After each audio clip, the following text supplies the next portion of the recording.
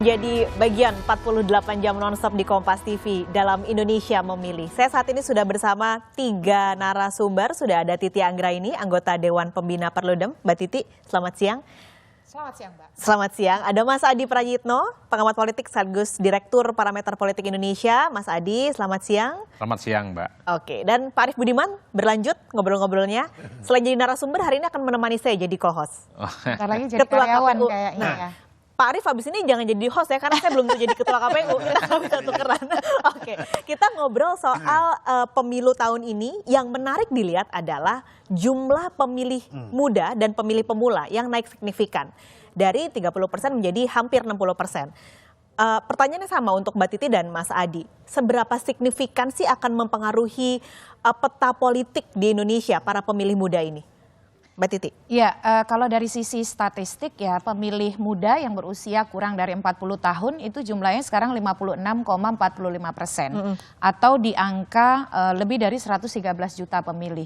Nah, kalau kita lihat konfigurasi kemenangan, di mana Pilpres misalnya, ini bicara Pilpres dulu, 50% plus 1, maka tentu saja suara mereka sangat menentukan dengan total pemilih kita 204 juta, 56,45% artinya kalau itu dikelola dengan baik, maka kemenangan itu akan lebih mudah untuk didapat.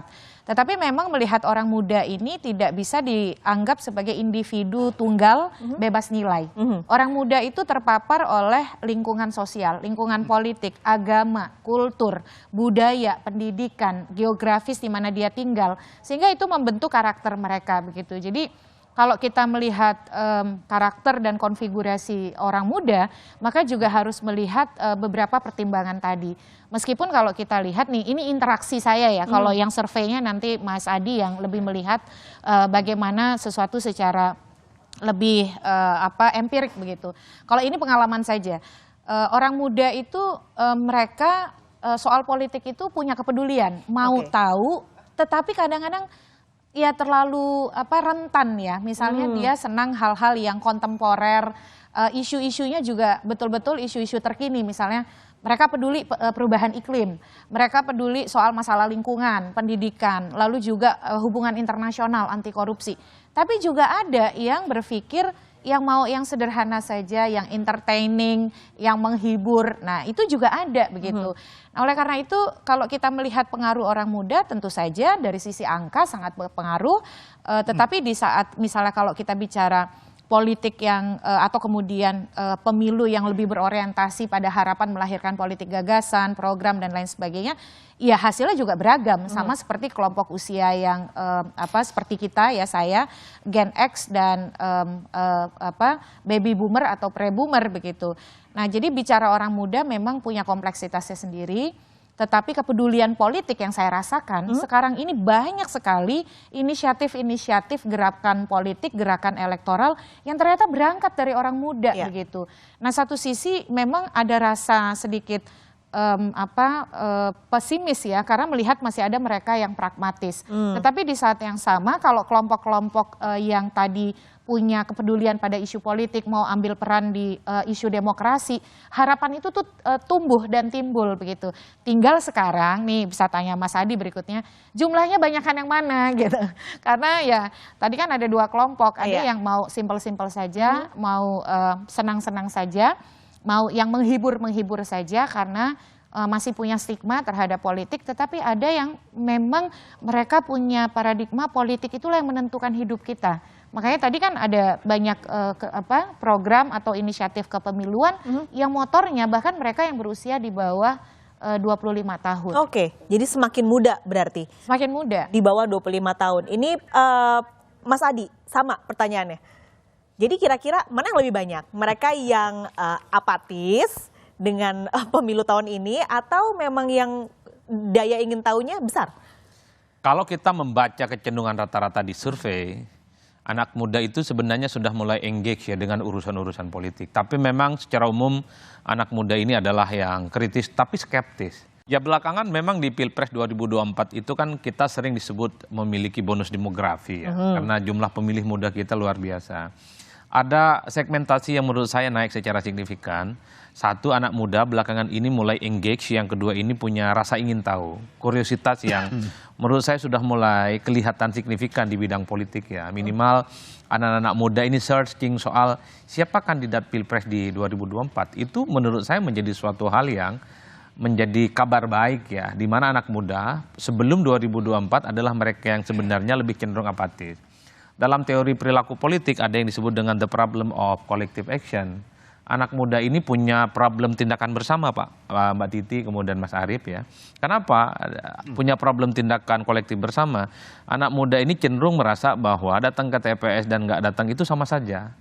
Artinya apa? Mereka itu mengatakan bahwa untuk apa datang ke TPS kalau sudah ada kawan dan temannya datang ke TPS, toh yang menang jadi presiden itu bisa dinikmati bersama. Contoh Jokowi itu bisa diklaim menjadi presiden kita bersama oleh mereka yang datang ke TPS dan tidak datang ke TPS. Untuk apa capek-capek ke TPS, hujan-hujanan, ngantri jam 7, harus keluar jam 1 siang dan nggak dapat apa-apa. Dulu ada pola pikir di mana anak muda menganggap politik itu busuk. Dulu menganggap politik itu tidak pernah berpengaruh terkait dengan kehidupan mereka. Tapi per 2024 karena expose dari media massa, terutama media mainstream ya, ini juga menjadi varian penting di mana pola pikir anak muda yang dulu apatis dan nggak peduli mulai meningkat rasa ingin tahunya terhadap dunia politik. Inilah yang kita sukai. Nah yang kedua, kalau kita menghitung rata-rata, kita cek paslon 1, 2, dan 3, semua target politiknya itu mostly adalah ingin menyasar kelompok muda. Contoh, dari tagline-tagline yang mereka pakai, selepet, gemoy, satset, itu sangat tidak ilmiah. Jadi buat generasinya Mbak Titi, generasi saya sama Mas Arief, ini sangat nggak akademik gitu ya. Ini remeh-temeh, ini sesuatu hal yang nggak penting, dan tak ada narasi-narasi yang sebenarnya sifatnya intelektual. Tapi bagi anak muda ini penting untuk menginjeksi betapa di balik selepet, di balik gemoy, di balik satset, ada satu pesan yang ingin disampaikan. Selepet misalnya ini kan soal bagaimana mengakselerasi perubahan yang diinginkan oleh kubu Amin. Kalau gemoy itu kan ingin mengidentifikasi bahwa Pak Prabowo sudah melakukan transformasi politik ya, tidak seperti yang dibayangkan publik dulu yang kelihatan kaku dan relatifly misalnya tidak friendly. Ataupun misalnya satset, Ganjar sama Mahfud ingin menegaskan kalau jadi presiden mereka akan mengamputasi persoalan-persoalan korupsi dan hukum. Jadi memang anak muda itu adalah segmen yang menjadi darling, sehingga pesan-pesan politik, propaganda politik yang dilakukan oleh salon adalah soft selling, tidak hard selling, yang sifatnya akademik dan ilmiah itu. Dan yang paling penting kalau saya melihat, exposure soal kampanye yang dilakukan oleh paslon ini pasti ingin menyasar anak muda yang jumlahnya besar itu. Bisa dicek rebutan TikTok belakangan. Karena memang TikTok itu adalah pasar di mana memang anak muda itu ingin tahu persoalan-persoalan politik. Kalau sebelum Anies misalnya main di TikTok, belakangan juga Ganjar dan Mahfud main di TikTok, ini pertarungan di TikTok dulu mostly memang dikuasai oleh Prabowo dan Gibran. Nggak ada lawan tanding. Tapi kan ketika ada live di TikTok, Mahfud juga live TikTok ya, dilakukan oleh Anies. Ini kan segmentasinya sudah mulai agak sedikit berimbang, tidak lagi dimonopoli oleh kubu nomor 2. Yang ingin saya katakan adalah numbers, mayoritas itu selalu menjadi penting. Dulu Jawa dianggap sebagai kunci. Karena ada persoalan battleground. Nggak mungkin misalnya ingin mendapatkan popular votes tanpa memenangkan provinsi-provinsi besar di Jawa, Jawa Barat, Jawa Timur, dan Jawa Tengah. Termasuk misalnya ormas-ormas besar Islam seperti NU dan Muhammadiyah. Dua ormas yang saya kira penetrasi politiknya akan sering dilakukan oleh partai dan calon. Jadi ini yang saya kira jumlah mayoritas itu menjadi penting, termasuk misalnya angka anak muda. Segmen yang paling banyak digarap oleh paslon, kalau kita membaca tren angka-angka survei, termasuk survei yang dilakukan oleh Kompas, anak muda adalah segmen yang paling banyak digarap oleh paslon dan partai politik. Termasuk misalnya soal termasuk misalnya agama, itu adalah segmen pemilih Islam yang paling banyak disasar. Makanya kedekatan 1, 2, dan 3 diekspos misalnya dekat dengan ulama, habaib, itu jauh lebih ekspos dibandingkan dekat dengan tokoh agama-agama yang lain. Apa yang ingin didapatkan? Ini kan soal bandwagon effect.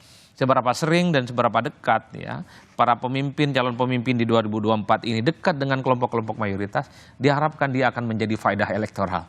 Dia akan mendapatkan elektabilitas dan dia bisa mengunci kemenangan. Ya inilah era di mana memang kita menghadapi persaingan politik yang cukup luar biasa, segmentasi politiknya juga berubah.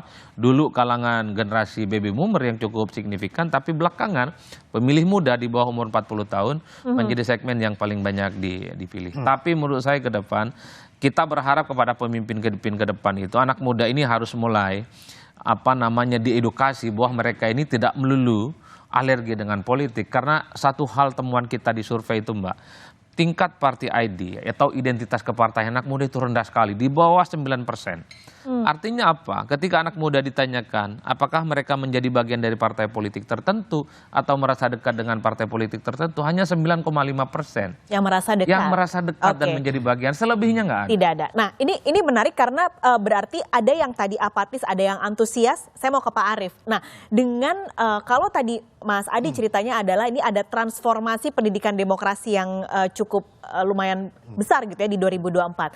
Apakah mereka yang muda ini juga Pak Arief akan mengubah tingkat yang akan datang ke DPT menjadi lebih tinggi atau lebih rendah? Dari kacamata Pak Arief gimana?